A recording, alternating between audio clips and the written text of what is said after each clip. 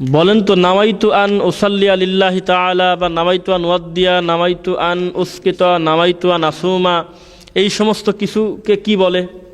নিয়ত। নিয়ত বলে। কি বলে? নিয়ত বলে। বলেন তো, ইন্নী ওয়াজ্জাহতু ওয়াজহিয়া লিল্লাযী ফাতারাস সামাওয়াতি ওয়াল আরদা হানিফা ওয়া মা আনা মিনাল মুশরিকিন, এগুলোকে কি বলে? দোয়া বলে। জায়নামাজের দোয়া। এই দুইটা পড়ে না?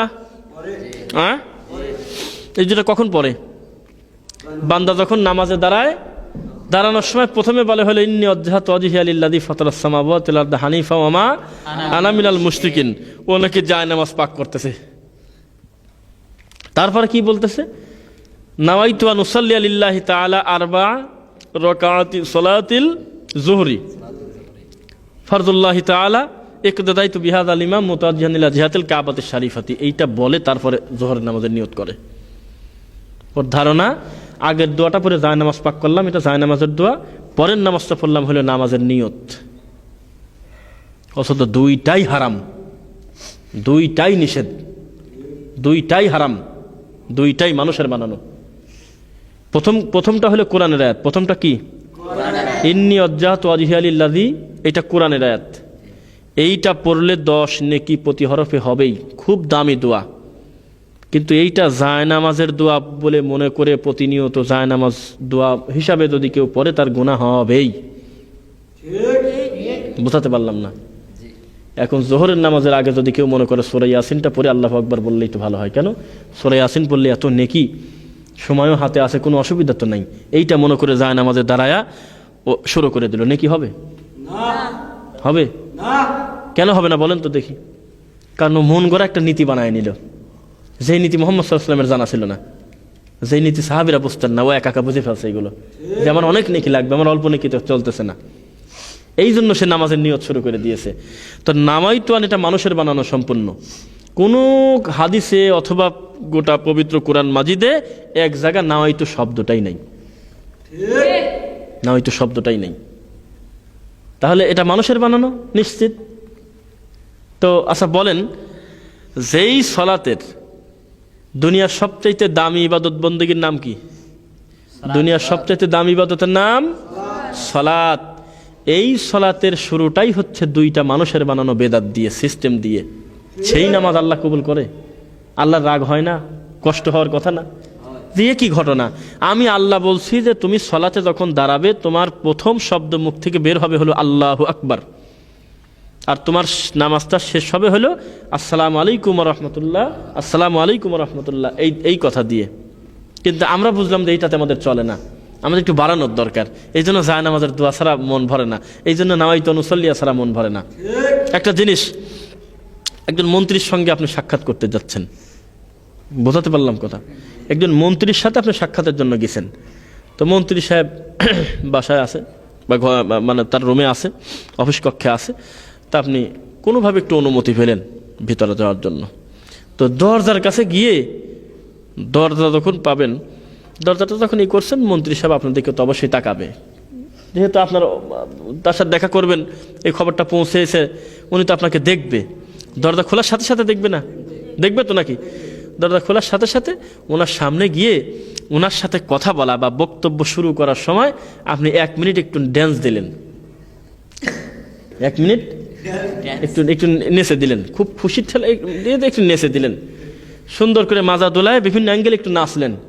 নাচার পরে তার সঙ্গে গিয়ে বলতেছেন আসসালামু আলাইকুম ওয়া রাহমাতুল্লাহ, জি জনাব, আমি একটা বিপদে পড়ে আপনার কাছে আসছি, শরণাপন্ন হয়েছি, আপনি আমার বিপদ থেকে একটু উদ্ধার করার চেষ্টা করেন আল্লাহর ইচ্ছায়। তো বিপদ কি মুক্ত হবে? ওর সবসময় খালি একই চিন্তা মাথায় থাকবে যে আমি একজন মন্ত্রী, আমি একজন দায়িত্বশীল মানুষ, আমার মতো একটা মানুষের অফিসে ঢুকে ওই নাচে কিভাবে?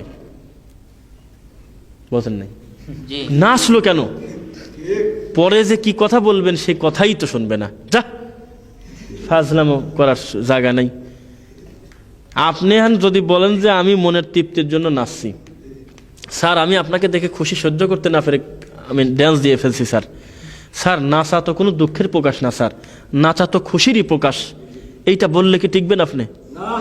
বলেন তো কেন? কারণ একজন মন্ত্রীর সাথে দেখা করার জন্য এইটা কোনো আদব না, এইটা কোনো আদব না। তো যে আল্লাহ রব্বুল আলামিন সব সময় আপনাকে খাওয়াচ্ছেন, পড়াচ্ছেন, লালন পালন করতেছেন, আপনাকে এত ভালোবাসেন, ওই আল্লাহকে সেজদা দিবেন কিভাবে, কোন পদ্ধতিতে, কিভাবে রুকুটা করবেন, সেজদাটা করবেন, কোন ইবাদতটা দুনিয়ার সবচেয়ে দামি, এইগুলো পঙ্খানুপুঙ্খভাবে বোঝানোর জন্য উনি সর্বকালের সর্বশ্রেষ্ঠ মহামানব মুহাম্মদ সাল্লাল্লাহু আলাইহি ওয়াসাল্লামকে দুনিয়াতে শ্রেষ্ঠ নবী করে পাঠাইছেন। আলহামদুলিল্লাহ। আলহামদুলিল্লাহ। তা আপনিই যদি নামাজের দোয়া আলাদা করে বানাতে পারবেন, আপনিই যদি সব কিছু বুঝে নেবেন, আপনার বাবা ঠাকুরই যদি জিকির বুঝে নেয়, আপনার অমুকই যদি দরুদ মানুষের বানানো বুঝে নেয়, তো মুহাম্মদ সাল্লাল্লাহু আলাইহি ওয়াসাল্লামকে কি আল্লাহ ভেড়া চড়ানোর জন্য দুনিয়াতে পাঠাইছিলেন? উনি কি কিছু বুঝতেন না? নাউজুবিল্লাহ। তো এই নবী মুহাম্মদ সাল্লাল্লাহু আলাইহি ওয়াসাল্লাম পৃথিবীর সবচাইতে দামি ইবাদত সালাত, এই ব্যাপারে জানতেন না? আল্লাহর কসম, মুহাম্মদ সাল্লাল্লাহু আলাইহি ওয়াসাল্লাম জায়নামাজের দোয়া জানতেন না, যে জায়নামাজে দাঁড়ায় পড়া লাগবে, এটা নামাইতু পড়া লাগবে, এইটা জীবনে রসুল জানেন নাই। তো যে জিনিস রসুল জানেন নাই, যেই জিনিস নবী পড়েন নাই, ওই জিনিস কি আপনার পড়ার দরকার আছে? এই পণ্ডিতে আপনার করার দরকার আছে? দুনিয়ার সমস্ত আলেম এক জায়গায় হয়েও কোনো আলেম বলতে পারবে না যে নাওয়াইতু আনুসাল্লি, একটা সহিহ হাদিসে পাইছি যে তোমরা যখন নামাজে দাঁড়াও তখন বলো যে নাওয়াইতু আনুসাল্লি লিল্লাহি তাআলা। তো কি আছে নামাজে? ইন্নামাল আমালু বিন্নিয়াত। নিয়ত ছাড়া কোনো ইবাদত নাই, আমরা স্বীকার করে নিলাম, কিন্তু সে নিয়তটা কি করার জিনিস না পড়ার জিনিস? হ্যাঁ, করার জিনিস না? নিয়ত কোনোদিন পড়ার জিনিস? নিয়তটা করার জিনিস। আপনি মুখে পড়লেন কেন? ইমাম সাহেব রুকুতে চলে গেছে, যে কোনো সময় ঘাড় উঠাবে, তার মানে আপনি রাকাত তার পাবেন না। তো চট করে এসে যদি আল্লাহু আকবার বলে ইমামের সাথে রুকুতে যান, আয়াতটা তখন আপনি রাকাতটা পেয়ে গেলেন না। কিন্তু আপনার মাথার ভিতরে ইন্নী অজ্জাত ঘোরে, আপনার মাথার ভিতরে নাওয়াইতু নুসাল্লিয়া ঘোরে, এইটার কারণে আপনি রাকাতটা ফেল করলেন।